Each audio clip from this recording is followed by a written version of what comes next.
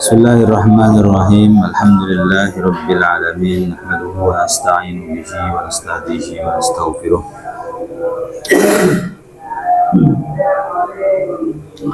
Wa na'udzu billahi min syururi anfusina wa sayyiati a'malina. May yahdihillahu fala mudilla lahu wa may yudlil fala hadiya lahu. Asyhadu an la ilaha illallah wahdahu la syarika lahu wa asyhadu anna Muhammadan 'abduhu wa rasuluh la nabiyya ba'dah. Allahumma shalli wa sallim wa barik wa 'azzim wa akrim wa an'im ala sayyidina wa maulana Muhammad ala alihi wa sahbihi ajma'in, amma ba'd. Kemarin tuh sampai enggak saya buka kurung ya, tapi mana gitu lupa. Saya mana kemarin?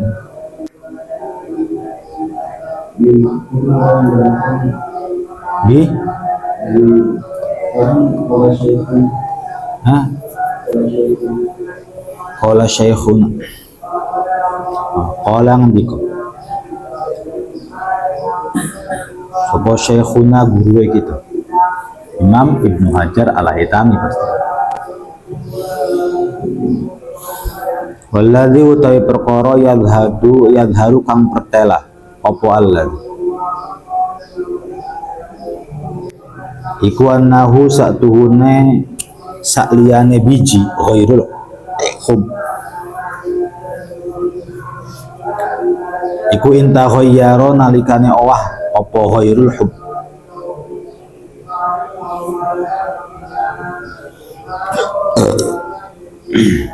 an halihi saking tingkahe ghairul hub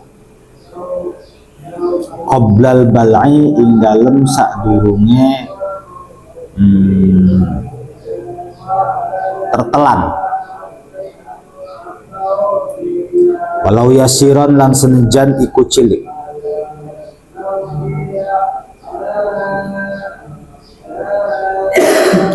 iku fanajisun atau fanajisun najis. Jadi nanti kita di depan murid-murid kita boleh fanajisun, boleh fanajsun. Wa ilalan lamun ora tahoyur iku famutanajisun mongko mutanajis, mongko iku mutanajis.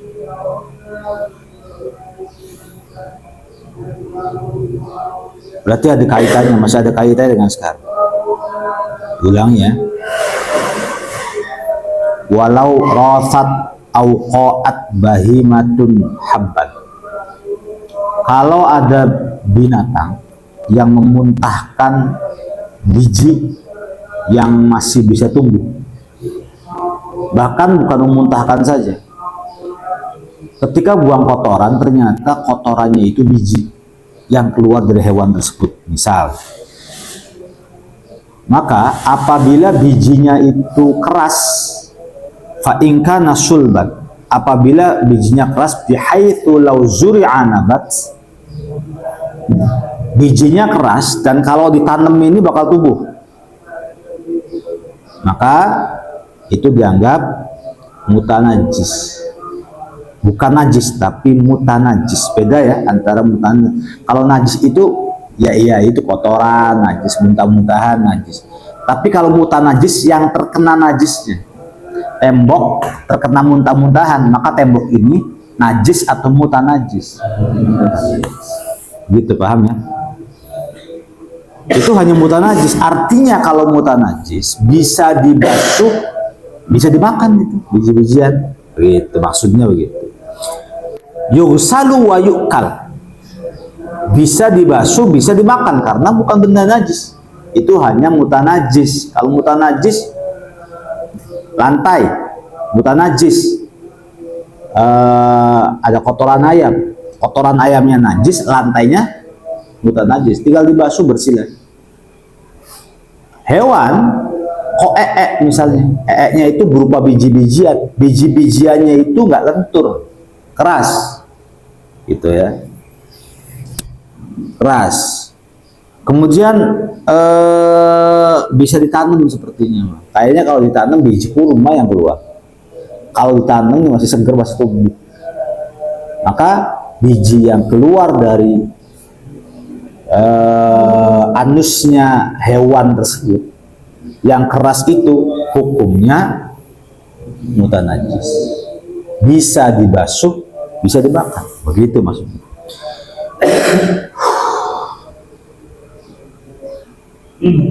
Wa illa fanajisun. Tetapi kalau enggak keras, maka biji itu namanya najis. Kok keluar? Oh nggak keras. Kalau nggak keras itu apa namanya? Selain nggak keras apa namanya? Ada yang tahu? Antonimnya, kebalikannya. Jadi kalau keras kebalikannya apa keras? Lunak. Nah kok lunak? Fanajisun, berarti itu kotoran. Najis. Keras. Ini keras nih kotorannya nih. Ini keras nih kotorannya. Kayaknya kalau ditanam tumbuh di rambutan apa sih? Itu mutanajis. Jelas ya? Walam yubayinu hukma ghairil hab. Para ulama tidak membahas selain biji-bijian. Ya, para ulama tidak membahas selain biji-bijian, khusus untuk biji-bijian saja yang keluar dari anusnya binatang tadi. Nanti kalau yang keluar itu ini nggak tahu, belum dijelasin. Ini kita membahas tentang biji saja. Walladzi yadharu innahu intaghayyara an halihi qabla al-bal'i walau yasiran fanajisun wa illa famutanajisun. Walladzi yadharu, sesuatu yang nampak, yang jelas adalah, maksudnya yang jelas begini. Intaghayyara an halihi, apabila ada selain biji-bijian. Ini innahu kembalinya ke ghairul hab, selain biji-bijian. Ada biji-bijian yang keluar dari anusnya binatang. Begitu. Apa aja? Selain kotoran yang pada umumnya. Kalau kotoran pasti najis. Pasti najis itu. Ini bukan bukan biji-bijian. Ya. Maka barang yang keluar dari anusnya hewan itu intaghayyara, terus kita pengen makan. Salah satunya telur. Ya, telur itu kan keluar dari anusnya anus kan itu. Nah, telur atau yang lain selain telur yang keluar dari anusnya hewan, lalu mau kita makan. Gitu ya. Intaghayyara an halihi qoblal bal'i walau yasiran fanajisun. Apabila barang yang keluar, sesuatu yang keluar dari anusnya binatang tersebut kok berubah anhalihi, dari keadaan semula tadinya putih terus berubah agak kekuningan gitu loh, walau yasirat, meskipun perubahannya sedikit, fanajisun, maka itu najis. Hatta telur gitu ya, kalau ada perubahan kok maka dianggap najis. Telur yang jadi patokan bukan batoknya ya, bukan kulitnya, dalamnya yang mau kita telan kan, qoblal bal'i. Jadi kalau misalnya ada sesuatu yang keluar dari anusnya siapa? Ayam, yang keluar mangga misalnya. Mangganya warnanya putih. Keluar terus warnanya putih mangganya. Lalu taghayyara an halihi, kemudian berubah jadi kuning, harusnya kan tambah matang. Cuman mangga ini keluar dari anusnya binatang. Kalau tadinya keluarnya putih, lalu kita makan dalam keadaan masih putih, nggak apa-apa, gitu loh. Ya, jangan dimakan dulu, karena mutanajis, dibasuh dulu kan. Kalau mutanajis kan dibasuh dulu, tapi boleh dimakan. Tapi kalau tadinya putih, kemudian berubah menjadi kuning-kuningan sebelum balang, sebelum ditelat, wah udah berubah nih, wah ini najis, bukan mutanajis lagi, ini najis. Maka maksud daripada in taghayyaru an halihi qoblal bal'i, apabila benda selain biji atau selain kotoran tersebut berubah dari keadaan semula qoblal bal'i, sebelum ditelan, walau yasiran, meskipun perubahannya itu sedikit, fanajisun, maka najis. Wa illa, dan jika tidak berubah, famutanajisun, maka dianggap mutanajis. Oh, nggak berubah, warnanya nggak berubah, tetap dari keluar dari kemaluan, dari anus warnanya nggak berubah, rambutannya tetap merah, tetap dalamannya itu bening putih. Makan jangan dimakan dulu, diapain? Dibasuh dulu. Kenapa dibasuh dulu? Mutanajis. Kalau mutanajis ya kena najis, bukan najis. Wa fil majmu'i, lan ing dalem majmu', wa fil majmu'i lan iku ing dalem majmu' anis Syekh Nasir, saking Syekh Nasir, al-afu utawi pangapura an bauli baqarid diyasati, saking uyuwe sapi giling. Sapi kena digiling di sini. Wafi an bauli baqarid diyasati, lan saking uyuwe sapi kang kena digawe gilingan, anil habbi, saking wiji-wijian.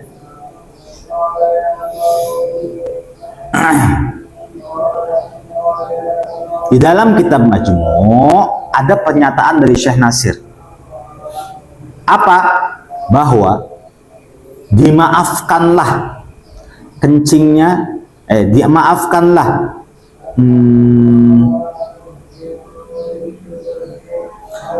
kencingnya sapi yang jatuh, sapi gilingan, sapi yang biasa dibuat untuk usaha sawah gitu.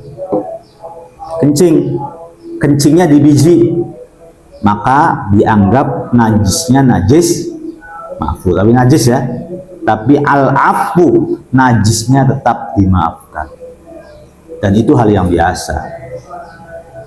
Ya, biji kita nanam apa-apa, kalau dikasih kotoran itu biasanya tambah subur, tapi maafur. Wa anil Juwaini, lan iku saking Imam Juwaini, tasdidun nakiri utawi banget ingkar, anil ba'thi, saking membahas, anhu saking baul, wa tathhirihi, lan mensucikan hab. Cuma kalau Imam Juwaini gitu ya, tasdidun nakir itu sangat-sangat mengingkari alal bahli, untuk membahas tentang kencingnya sapi yang mengencingi biji-bijian tadi, watathirihi, dan malas untuk membahas, untuk mensucikan biji-bijiannya gimana. Wabahatsalan membahas sopo al-Farazi, Imam Farazi, al-afwa ing ngampura an ba'ril fa'roti, saking tayi tikus. Ya, idza waqa'a dalam nalikan itu miba opo ba'ril fa'ro fima ing dalam cairan, wa ammat lan rata opo al balwa coba bihi kelawan ba'ril fa'ro. Kalau Imam Al-Farazi sampai-sampai ngebahas, mendiskusikan tentang dimakluminya kotoran tikus. Kotoran tikus bukan menurut beliau, tapi pembahasan beliau ya, bahwa kotoran tikus apabila jatuh ke dalam sebuah cairan ya, dan itu ammatil balwa, dan itu umum sudah tercoba dan terjadi, maka diampuni, dimaklumi maksudnya. Wa amma malan anapun utawi perkara yujadu kang den temu apa ma azam, mana azam?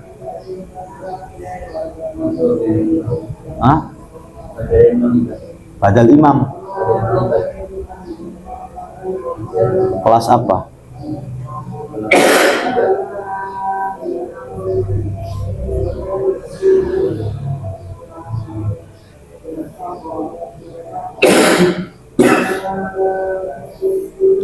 Wa amma malan anapun utahe perkara yujadu kang den temu apa ma'ala waraqi ba'di syajar ing atase godonge sebagiane wit-witan karohwati koyo rohwah itu kalau bahasa Kaliwadas untuk itu apa? Busa, buih. Rohwah bahasa Arabnya buih di lautan, rohwah. Panajisun mongko iku najis li annahu krono satuhune ma iku yakhruju metu apa min batini bandit tidani saking wetenge sebagiane piro-piro blatung atau ulat. Didan bahasanya ulat kama kaya barang syuhida kang den tilangali apa zalika konon innahu ila akhirih.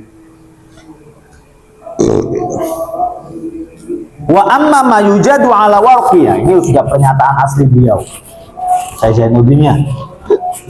Adapun yang kamu temukan atau yang ditemukan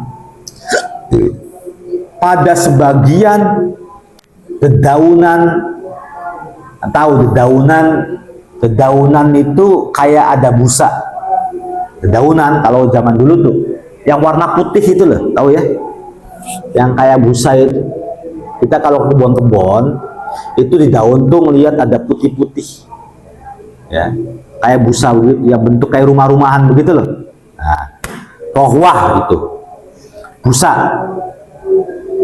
Gitu. Itu hukumnya najis. Ya, wa amma ma yujadu ala adapun yang ditemukan ya di atas dedaunan pohon seperti rohwah yang seperti busa itu putih itu rumah-rumahannya belatung itu. Biasanya ya panajisun maka itu dianggap najis li annahu yakhruju min batini ba'di didan karena buih itu keluar dari perutnya ulat, perutnya belatung. Ulat ya, kalau di pepohonan ulat, kalau di dalam tubuh makhluk belatung. Jadi kalau yang ada di tubuh kita namanya belatung, yang ada di dalam tanah apa namanya? Cacing, ya belatung juga. Ya kadang-kadang ulat juga sih. Ya ngerti lah, harus dibedain mana ulat, mana belatung, mana cacing gitu. Tapi kalau yang di daunan sih biasanya memang ulat. Jadi belatung tuh biasanya ada dia bosok-bosok. Kulit kamu kalau misalnya terlalu lama korengan, nggak sembuh-sembuh, biasanya melahirkan belatung. Dan rata-rata belatung itu emang terbuat dari kulit-kulitan mati. Dari situ makanya mayit-mayit juga nanti kamu kalau mati di kuburan ya seluruh tubuh kamu jadi belatung. Jadi begini, tubuh manusia ya dimakan sama belatung dulu, belatung pada keluar kan dari hidung, dari apa, belatung-belatung yang ada di perut manusia itu loh, dikubur itu kan keluar semua dari hidung, nanti belatungnya itu makanin kulitnya sendiri.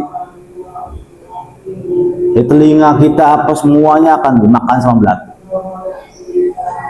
Kalau Abid lihat dari kitab apa sih ya, lupa. Katanya salah satu jasad yang utuh yang tidak dimakan belatung itu ulama al-anbiya, al-auliya, asy-syahid, al-ulama, hafidhul Quran. Maka ya jadilah cita-cita ke situ biar hidup kita tuh ya digerogoti. Kamu gimana sih rasanya bayangin diri kamu digerogoti belatung gitu, bayangin aja, bayangin orang masih hidup ada belatung satu aja jijiknya bukan main, nanti kalau mati seluruh tubuh jadi belatung. Itu mah umum sudah, belatung jijik sekali. Nah, belatung itu akan nggak ada kalau sudah sisa tulangnya doang. Pada pergi mungkin. Tapi kalau masih ada kulit, ya belatung semua isi. Makanya wal'iyadu billah. Kalau ular yang masuk ke dalam kubur namanya apa ya? Apa ya namanya? Abi lupa. Ada yang tahu yang disabdakan oleh baginda Nabi Shallallahu Alaihi Wasallam? Syuja'ul apa namanya? Itu. Secara umum manusia itu benci ya sama ular, sama api gitu. Ya kalau ada orang lagi sakaratul maut, diusahakan tidak ada warna-warnaan merah, sebab dia akan ketakutan. Kiranya api, jangan ada gambar-gambaran, jangan ada warna-warnaan yang warna merah, kiranya api. Tidak ada benda yang bisa mentoleransi manusia. Salah satu benda yang tidak bisa mentoleransi manusia ya api. Gak bisa mentoleransi. Dan herannya tambah gede. Kayak duit gitu loh, bisaan. Kalau kita dagangkan 1.000 bisa jadi 10.000 kayak gitu. Kalau pintu kan nggak bisa berkembang, segitu aja. Handphone segini aja. Tapi kalau api itu beranak, kita bakar kertas, nambah ake. Tahu air nggak bisa digituin. Lihat keajaiban Allah pada api nih. Air seliter ya seliter. Pengen ada 2 liter tambahin, kan begitu. Pengen ada 10 liter tambahin. Jadi air itu tidak bisa memproduksi air sendiri. Tapi kalau api kecil ya, kecil api itu bisa memproduksi nah. Tambah gede, puas sampai segunung nggak bisa. Tuh dahsyatnya nar, api neraka. Yang bisa jadi wal'iyadu billah waquduhan nasu wal hijar. Di neraka nanti bahan bakarnya itu adalah manusia dan bebatuan. Bahan bakarnya manusia dan bebatuan. Api. Kemudian di dunia ini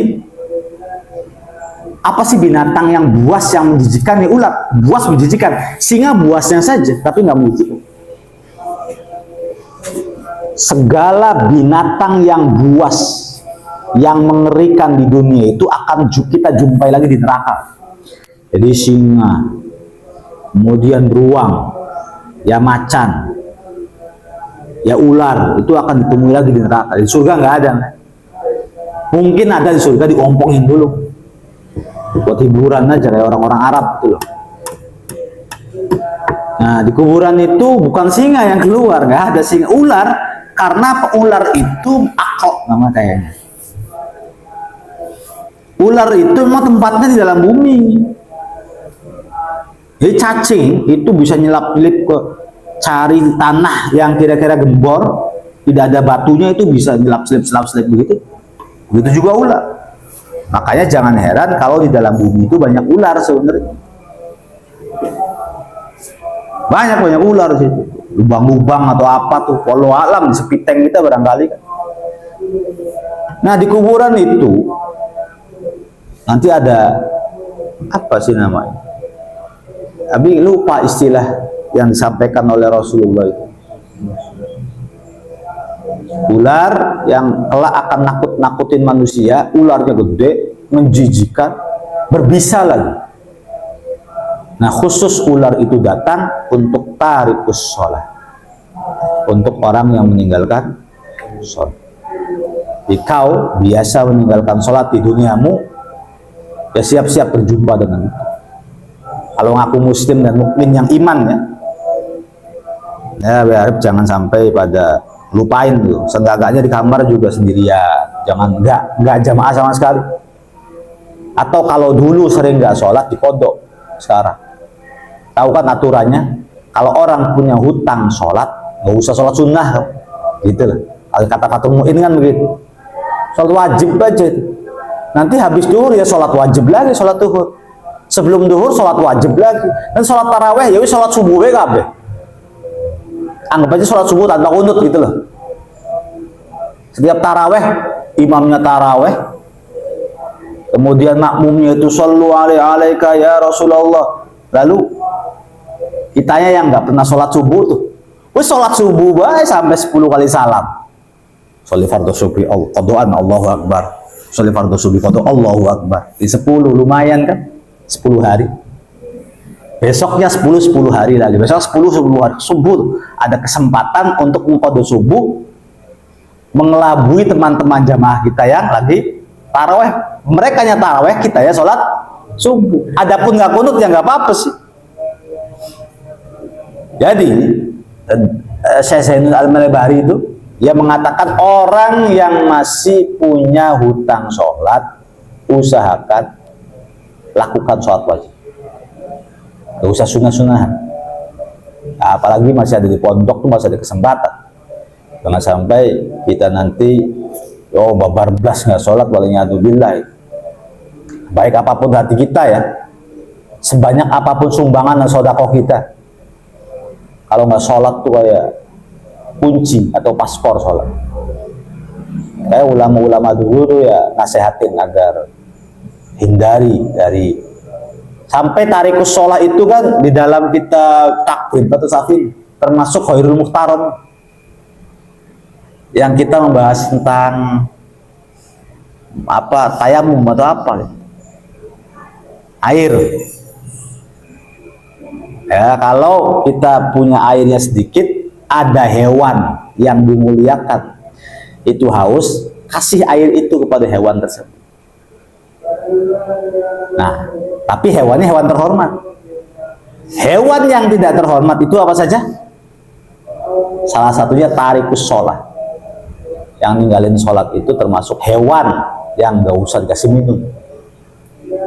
Abah itu ada kematiannya. Ayo mah nyolati mah. Belilah, apain?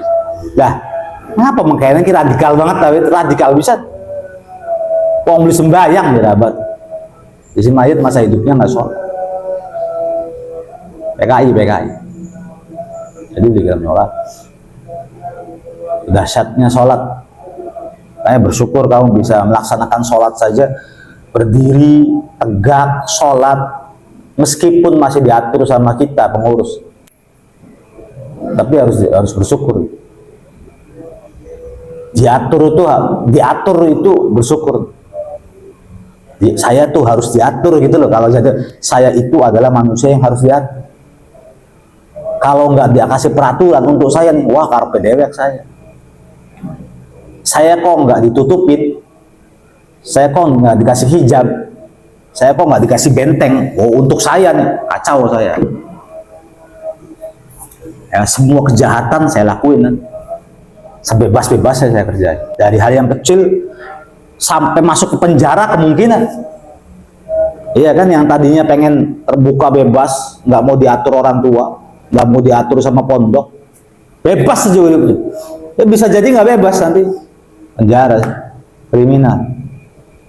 Ada lagi yang tidak bebas di neraka kan, terkurung. Jadi Allah itu kadang-kadang maha adilnya di sini.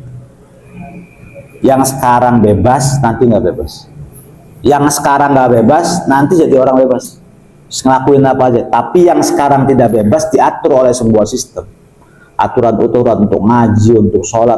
Nanti begitu keluar tuh dia bisa punya rem. Apa yang harus saya lakukan, apa yang harus saya kerjakan, dan apa yang tidak boleh saya kerjakan. Ya semales-malesnya kita jangan sampai ninggalin sholat.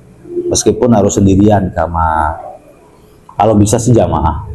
Tapi kalau misalnya daripada nggak sholat, ya sembahyang lah. Ya wajib-wajibnya aja, wajib-wajib. Jangan sampai dikerubutin belatung. Mau bayangin sih dikerubutin belatung, mata ya apa dicongkel, hilang kabeh jasad kita, roh kita sudah ditarik oleh malaikat Israel. Kemudian badan dan jasad kita sudah dimakan oleh belatung. Rela enggak? Kita dicubit saja sama orang, dipatok ayam tendang rayu. Ayam matok soang angsa pernah matok tak kejer habis tak bandar karo bata.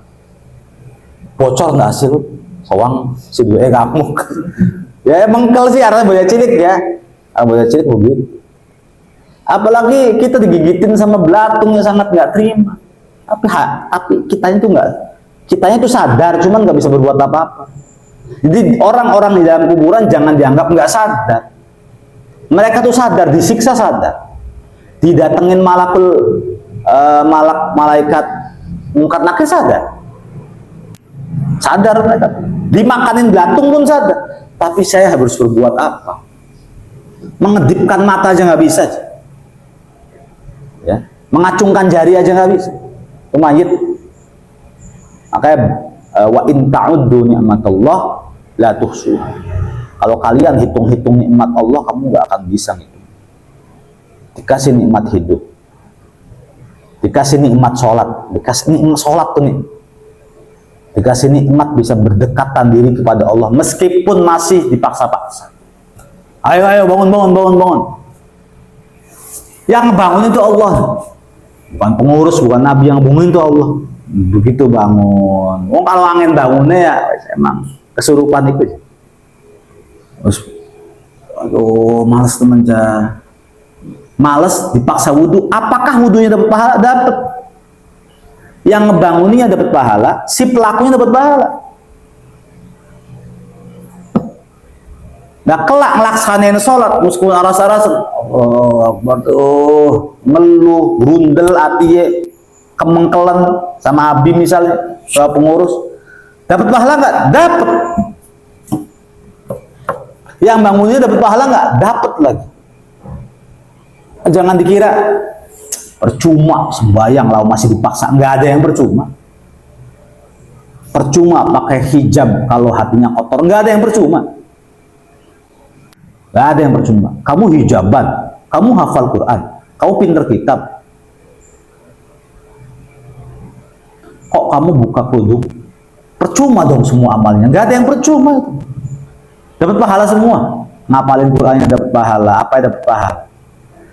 Percuma itu kalau bahasa Arab habitat al-a'mal, amal-amal terbakar atau hilang, itu percuma. Penyebabnya adalah ngomongin orang. Penyebabnya adalah hasud, al-hasad.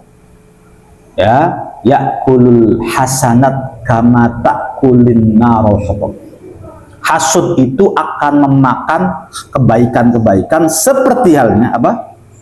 Kayu api membakar kayu bakar. Api membakar kayu bakar tuh. Jadi kita tuh berada dalam kenikmatan. Apa aja dalam kenikmatan. Ya kitanya aja nggak sadar. Pengenan sih asal. Pengen jadi pengen jadi Wong sih kesampaian dia apa? Wong sih umumnya mah begitu. Wong menjauh dari Allah tuh bukannya sampai cita-citanya. Menggagalkan dirinya. Atau pondok beli izin misalnya, jadi lagi usaha lu duit apa sudah bisa bilang angel mindsetnya tuh dirubah. Sekarang kamu harus punya mindset. Kalau kamu jualan, kamu dagang, kamu kerja, kamu apa tuh ibadahnya justru harus malah ditekunin, jangan dikurangi, ditekunin, sujudnya diperlama di hadapan Allah. Biar dagangan kamu, usaha dan bisnisnya itu semakin maju atas bantuan Allah, bukan malah ditinggalin. Waktu anai duhur ditutup waktu duhur malah dibuka, nggak sholat. Kenapa nggak sholat duhur? Kita dagang. Kenapa nggak sholat asar? Kita dagang sih, nggak begitu konsep. Ya habis seneng banget sama Kang Salman, ditinggal tuh dagangannya waktu asar kan, sholat asar. Ya orang-orang kayak Kang Salman meskipun jahil-jahil gak bisa seneng, nggak mau ninggalin sholat. Yang Saudi jadi tukang segitu lelahnya tuh, yang paling powernya justru yang jamaah. Kadang-kadang sih dari dayang-dayangnya kan beli mbak, semono gampangnya kan. Nah Saudi yang begitu anu tenaga kuras ke jamaah. Kang Salman dagang nggak mau ninggalin jamaah. Ya terus berjamaah. Nah Allah kasih dia rezeki itu rezeki legowo, rezeki nerima. Emang nggak kaya, tapi nggak rakus gitu loh. Contoh nih, kita main ke rumah Karangsari, rumahnya itu sempit. sempit, kotor, jelek, kayak sampah. Jadi ngeres kan. Tapi ngelihat dia sama istri itu nyaman, tenang. Mungkin tahu bahwa Abi pegang uang, tapi ya nggak tamak, nggak ngarep-ngarep. Asalkan nanti motornya dipakai sama, oh nggak apa-apa kampus, dipakai aja sama Hibat, nanti sayanya pakai motor apa tak apa gampang. Nah akhirnya kan mikir-mikir, kalau digituin udah fakir, pengen dicabut motornya, kepikiran. Orang-orang yang sholatnya ibadah rajin tuh nggak tahu hatinya tuh dikasih apa gitu. Nih, itu aslinya kerja di Semarang, dagang ikut sama orang, lumayan satu hari 50.000. Satu hari 50.000, kadang-kadang ada tunjangannya ya sebulan 1.500.000 atau 2 juta. Daripada ikut sama Abi nggak dapat apa-apa, jualan nggak ada hasilnya, Ramadan juga ya gimana, orang nggak ada hasilnya aja, udut saja kadang-kadang Abi kasih. Tadinya sih kalau datang ke Matolib mertamu itu bawa 2 bungkus, bawa ikan, bawa rambutan. Nah, sekarang sih harus minta rokok dia. Tapi apakah ketika ditawar di Semarang mau? Enggak. Yang mau Semarang mau. Coba kita dalam keadaan begitu. Ya apa yang harus kita korbankan dalam keadaan susah? Untuk kita, yang akan kita korbankan dalam keadaan sulit, akhirat. Kita harus perjuangkan dunia, sholat nanti dulu, puasa nanti dulu, ngaji nanti dulu. Ganggu. Kita kan begitu. Lanjutkan memperjuangkan dunia, begitu. Tapi mereka dalam keadaan susah yang dibuang tuh dunia. Mereka justru berjuang ke akhirat. Nepe-nepe lagi ke habis, ngajak ngobrol, nah kesini lagi ke habis ngajak ngobrol. Kadang-kadang ngobrolnya sih orang mana orang mene, kalau orang adol ngalur ngidul ke orang karuan. Tapi mungkin karena pengen lihat pesantren deket tuh, orang yang hatinya muta'alik, punya ada ikatan. Nah kita masih yang jadi santrinya jangan nggak kayak gitu. Kalau jadi santri tapi hatinya tuh nggak ada di masjid, hatinya nggak ada di ngaji sih gimana? Orang luar aja begitu. Ya Kang Saudi itu nggak punya kerjaan tetap. Sama Abi digaji itu nggak sesuai dengan yang lain. Yang lain 150, Saudi 130 mau. Setiap dipanggil sesibuk-sibuknya beliau datang gitu. Itu yang dewasa-dewasa, bukan seumuran kamu yang masih ingusan, yang dewasa-dewasa. Nah, Abbas siap Pak Ustaz. Luar biasa. Datang ketemuan. Saking cintanya mereka sama Islam, cintanya mereka sama akhirat, sampai hal-hal yang menjadi wasilah akhirat seperti pesantren, santri, itu dirumat bener-bener sama mereka. Nah, kita dalam keadaan susah ini yang akan dijadikan tumbal ya akhirat. Umumnya kita tuh begitu.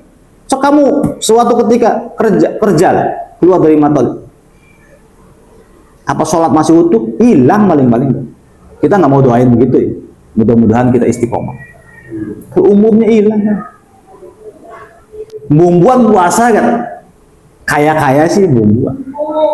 Sholat Jumat kan. Ya wis. Syukuran kau bisa sholat Jumat saja syukur.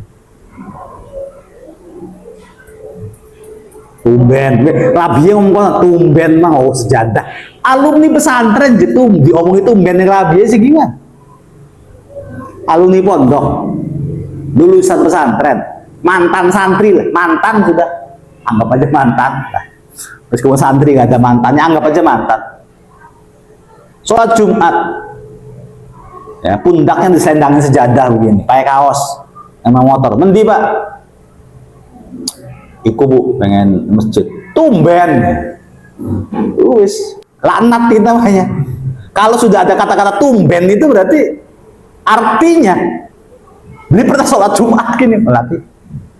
Yang itu tumben sih Rabi. Anak mana yang wadon pengen men kudung tumben teman.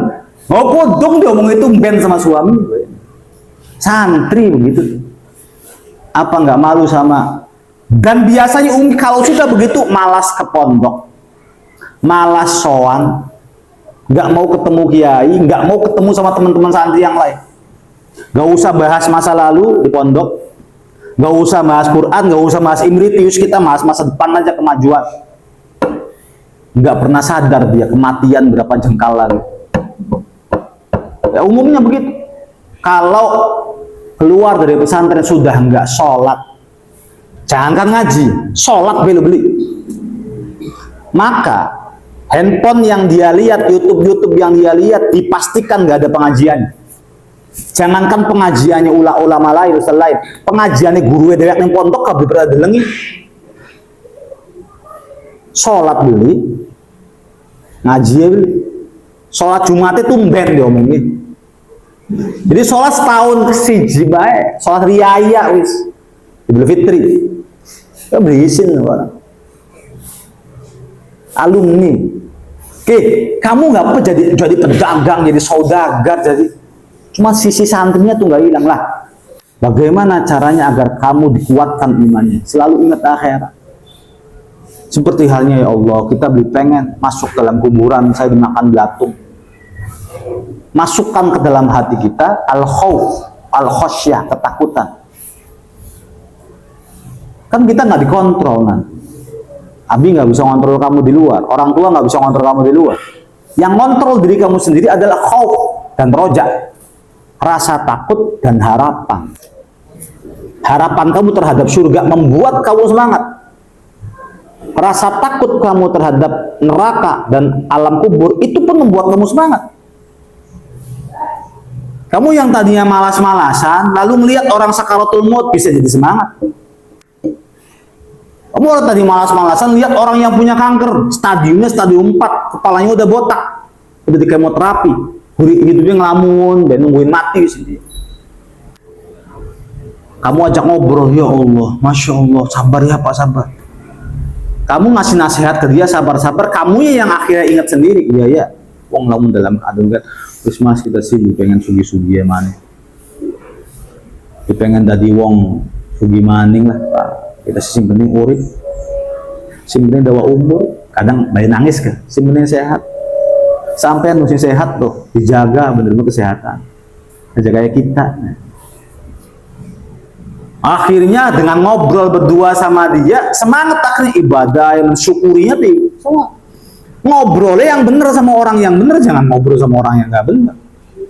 Ngobrol sama motivator-motivator yang nggak bener ya, akhirnya kita jadi punya angan-angan yang lain. Minimal tuh ada rasa takut begitu. Ya saya nanti di kuburan tuh di tempat yang sempit 2 meter, gelap gulita, nggak tahu siang malam sore pagi, ya meskipun bertetanggaan dengan rumah saya, nggak tahu kondisi keluarga saya, anak saya lagi ngapain, istri saya nikah lagi sama siapa, suami saya nikah lagi sama siapa, saya nggak tahu. Rumah saya yang sudah saya bangun dengan keringat, dengan jerih payah, kepala di kaki di kepala, ditempatin sama orang lain. Tapi kamu kerja rajin, punya rumah, bayangin dari uang itu kumpul banyak, beli rumah, beli mobil, bahagia nggak sama istri? Bahagia. Kamu mati, dibawa nggak semuanya? Tidak. Istrimu nikah lagi sama laki-laki lain. Laki-laki lain itu masuk ke dalam rumah yang kamu buat itu, menikmati rumah yang kau buat, menikmati mobil yang kau beli, menikmati istrimu. Orang hancur berarti gitu. Albi kamu usaha terus dinikmati sama Hasan, ridho enggak? Ya enggak ridho lah. Nggak bakal ridho. Karena dunia itu nggak ada harganya. Kamu cita-cita jadi apa nggak ada harganya. Bahkan orang-orang yang tidak punya cita-cita sampai jadi pada cita-citanya.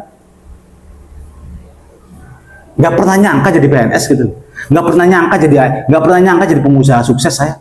Nggak pernah cita-cita begini. Ya kita sih wis punya cita-cita di pondok jadi wong sugi apa dan sebagainya. Tapi ya nasib berkata lain, dan Abi katakan alhamdulillah justru punya santri, punya pondok. Artinya Allah mempertahankan ilmu Abi yang dulunya ngaji muin sekarang dideres lagi kan. Dulu yang ngaji takrib, sekarang buka lagi. Yang belum itu ngaji Sahih Bukhari di sini ya belum. Bulughul Maram ngaji di sini ternyata ngaji. Bisa nggak seperti itu? Ngaji Imriti hilang kabeh sih. Abi hilang kabeh, lawan di ngajar sama kamu hilang kabeh. Sejujur dia saja. Tidak punya pondok, nggak punya murid, cek. Ya mana ada saya deras-deras Imriti lagi. Abi mau buka-buka Imriti, merenungi apa, belajar maning kan karena pengen ngajar. Akhirnya belajar lagi. Kalau nggak ngajar, ya paling-paling ngebeti duit paling-paling. 200, 400, bayar utang nenek, bayar utang nimbang, bayar utang konon ya. Nah, salah satu cita-cita minta ilmu keberkahan. Pengennya sudah di wong sugi, tapi duduk pesantren itu. Yang kok, nah cita-cita tuh begitu. Yang kamu cita-citakan ternyata semuanya nggak ada, terekam sama orang lain. Kau cinta sama istrimu, cinta. Kau dapatkan dia, ya. Kamu kerja, ya. Untuk siapa? Untuk dia. Nafkah untuk dia. Saya beli make up-nya, saya beli skincare-nya, saya beli sabun susunya. Saya ajak dia ke salon seminggu sekali, Pak Ustaz. Misal. Saya bikin istri saya cantik. Saya bikin rumah megah, lantai 4, kolam renang ada, 1 kamar, kamar mandinya 2, mobilnya Alphard Pajero. Sukses dong kamu, alhamdulillah. Kiki aja mati, besoknya mati, istrinya masih muda. Istri itu manusia bukan? Manusia.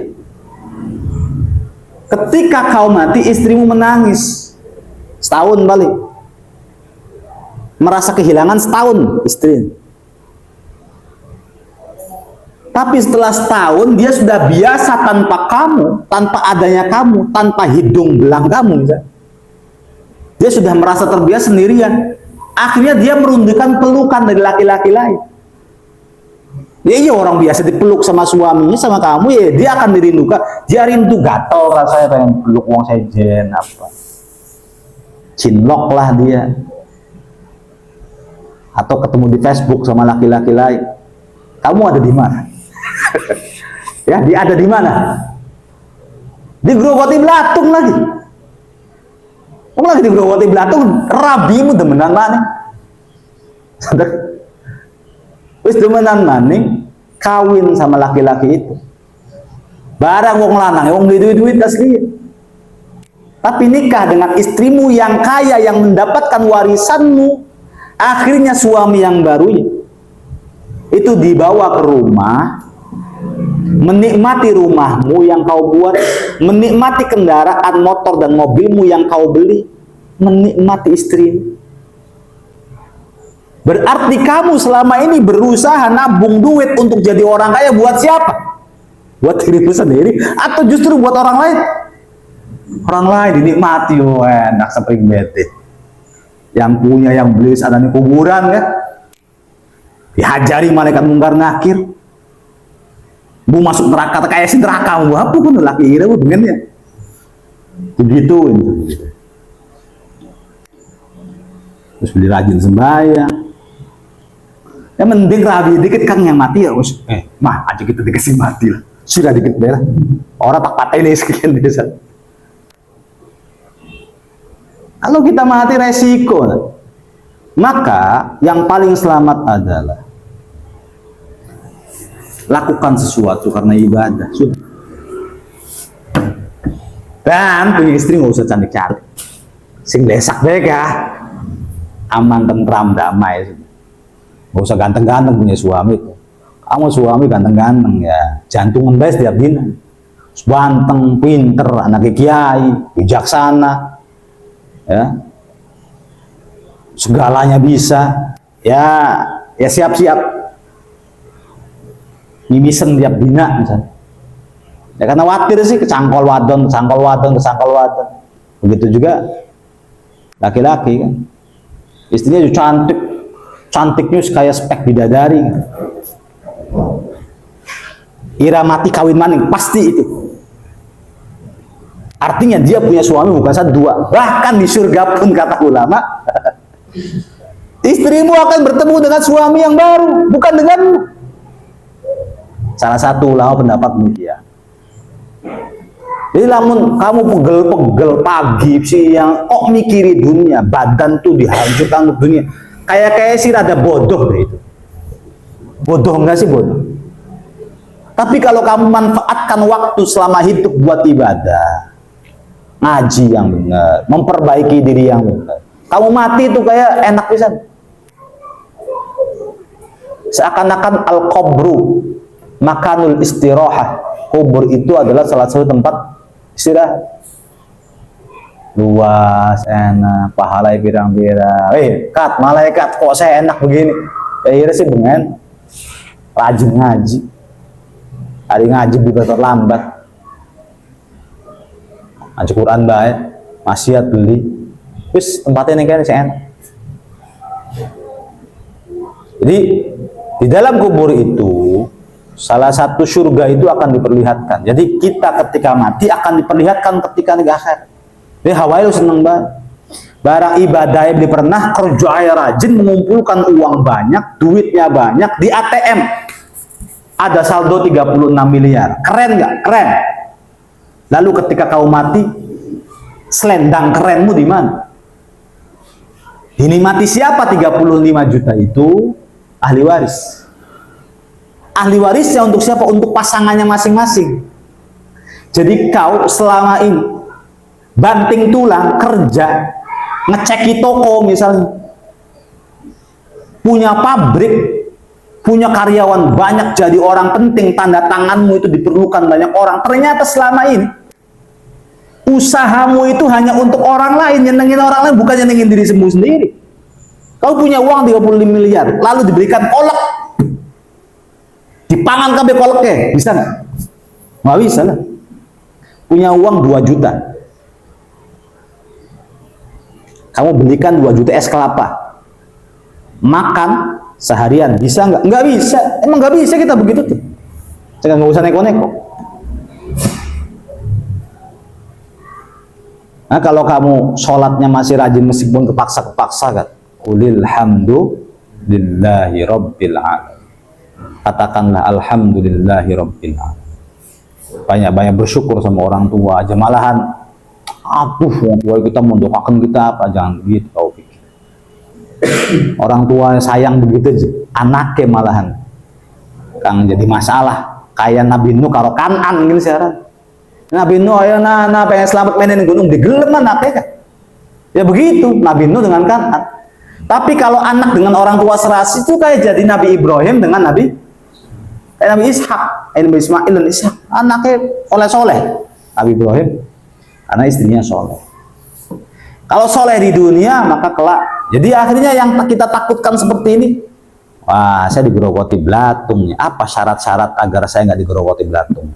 Saya pengen jadi ulama. Saya menjadi muallimul ilm. Saya pengen jadi penghafal Quran dong. Bikin ngapalin Qurannya apa semangat. Bukan untuk MTQ ya. MTQ beda tujuan. MTQ juara 1 piagam. Sesat tujuannya sih.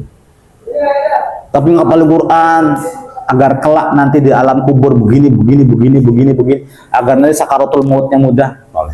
Wallahu a'lam.